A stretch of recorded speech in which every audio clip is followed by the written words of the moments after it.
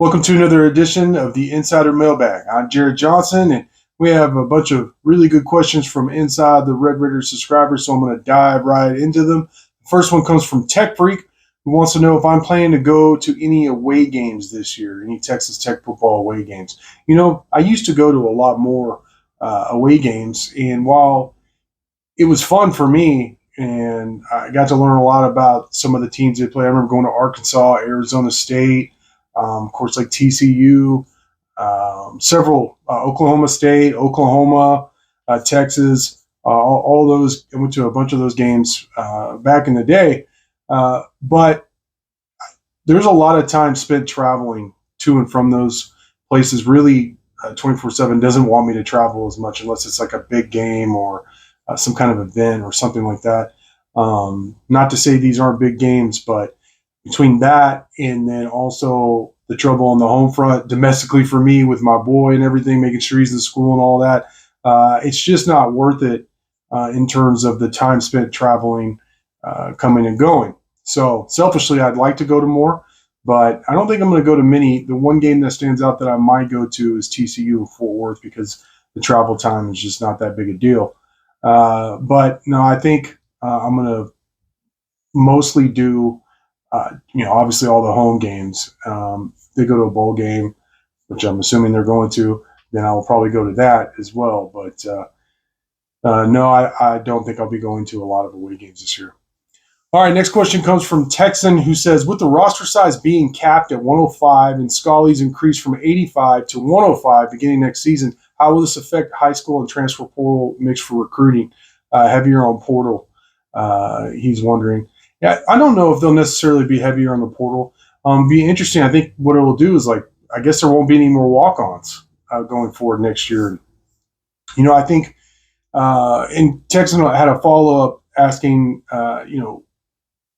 if they lose players in the season, if these college teams lose players in the season, will they be able to add more? And as of right now, no. There was actually talk of going down to 85 just scholarship players, and that's what it was going to be. And Coach McGuire mentioned this, I think, ahead of fall camp, that he's glad that they ended up settling on 105 instead of 85 because unlike the NFL, they can't just go hit the waiver wire and add players.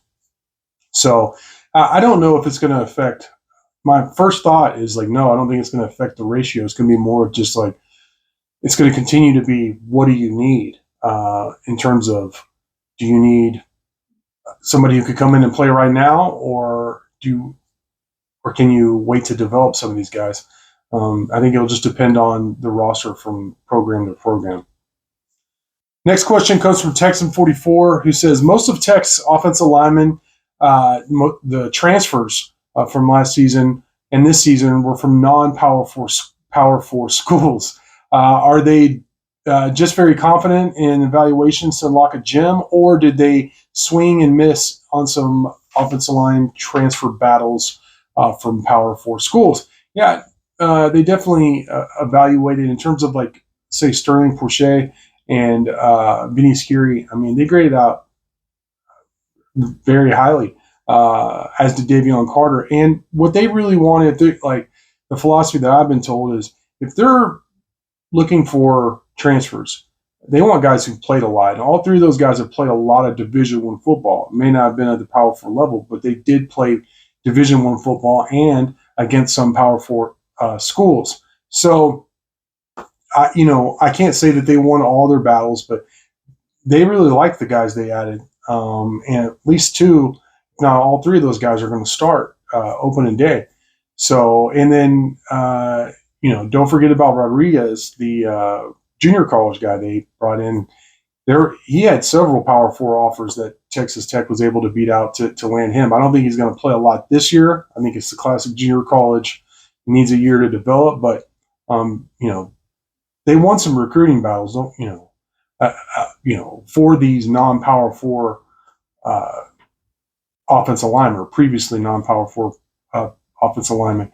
But I do get your point that some of these other schools, he mentioned TCU as an example, grabbed offensive lineman transfers from other Power Four schools. So, you know what? If they don't play out and they don't perform well, then I think that's something they're going to have to reevaluate. But I do think they like the guys they've added to the offensive line. From Syntax says, if Texas Tech loses any of the first 5 games, will it be time for panic? I mean, no doubt that will happen. After every loss, there's panic in every fan base. But I think to your point, I mean, the schedule does set up nicely, especially early. I mean, you open up at home against Abilene Christian, and you go to Washington State, and that's a big game. I mean, Tech should win that game on paper, considering all the changes that's happened in Washington State. But that's a tough place to play. Very similar to me in terms of Wyoming last year, in that it's an outpost and all those things. But hopefully Texas Tech will be able to go on the road and handle that. And then you have North Texas at home. North Texas, I mean, historically has done well against Texas Tech, but that's a game you should win. You have Cincinnati, Arizona State, your first couple of Big 12 games. You should, even though Cincinnati's on the road, and that's not a gimme, any road conference game shouldn't be considered a gimme at this point for Texas Tech. But it sets up nicely in that Texas Tech has a really good opportunity to go 5-0. And yes, though, to answer your question, the fan base will panic if the Red Raiders lose any of those first 5 games. Tech Freak wants to know, how glad am I that football season is about to start? He is so tired of conference threads. Yeah, I mean, I get why people like conference realignment threads, but I'm tired of just either rehashing what happened last season, talking about all the changes in college football, though they're significant, they're newsworthy, or previewing the season. I'm ready to get some new input in terms of seeing Texas Tech play games and then talking about it. That's really my wheelhouse, what I enjoy the most. I enjoy watching football and doing that in terms of as a job, if you want to call it that, what I do for a living, talking about sporting events. But that's what I'm looking forward to, is commenting on the games and the season, and just I'm ready for football to be back in general. At this point, I'll watch Division II game or Division III game. I definitely, the older I get, the more I love football, and that continues to be the case. Red Vader KA says, in your opinion, what is the deepest position on the team depth-wise, and what is the shallowest position on the team?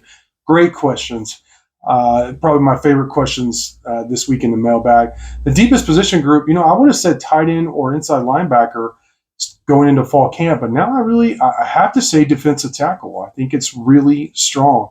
You have Quincy Ledet, who Texas Tech defensive coordinator Tim DeRuiter just raved about here earlier this week in a local media availability.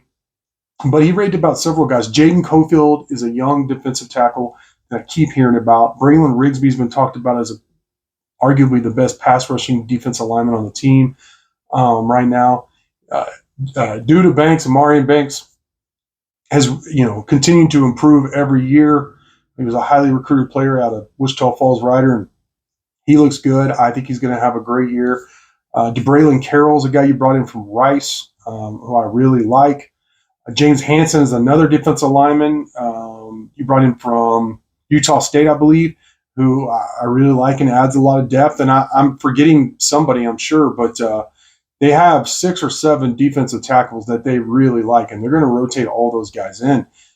For example, he mentioned with Ledet, who's going to start, at the nose position, that, a couple of years ago, he would have had to play 80 or 90 snaps, but now he's going to play 30, 35 a game as these other guys rotate in. So I think, and this is so weird to say, but I think the deepest position group at Texas Tech going into the season is defensive tackle. And that sounds like a dream come true to me, because that's something that, while they've had some really quality defensive linemen throughout the years, needless to say, in terms of having a lot of depth at that position, I really, at least in my lifetime and the 3 decades plus that I've been following Texas Tech, I can't really remember being able to say that. So to me, that's the deepest position, followed closely by inside linebacker. Tight end's really good as well. Now, the shallowest or thinnest position group, I got to say quarterback or running back. I definitely feel better about running back after seeing Cam Dickey, the true freshman, play a little bit more, even though he's been banged up a little bit with the rolled ankle in fall camp. And Jacoby Williams, I really like him. He's just a true freshman, and wasn't here in the spring like Cam Dickey was, but I really like him. And Cam Valdez has played better. So I feel a little bit better about running back. And while I like the other quarterbacks, it's really hard to gauge how good they are out of the season. I mean, because they're not getting hit. But the bottom line is while I like Cameron Brown, what I've seen, his potential, I mean, he's coming from a Division II school, and he's inexperienced even with that.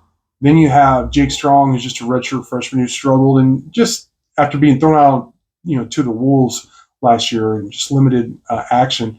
And I love Will Hammond. I think he could be a star in the future, but he's a true freshman. So in terms of the thinnest group, I mean, Baron Morton has to stay healthy, and that's been something. I'm just glad that he is healthy. First off, that I believe I've been able to confirm seeing him throw in camp, but he has to stay healthy if Texas Tech wants to achieve their goals this year. That's the bottom line.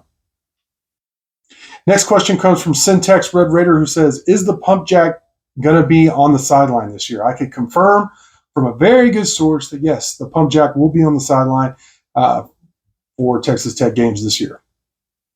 LB Mans wants to know if, speaking of starting quarterback, if Tech's starting quarterback Baron Morton gets hurt, would it be wise to put Hammond in instead of redshirting? I think they want to redshirt Hammond, and I think they should.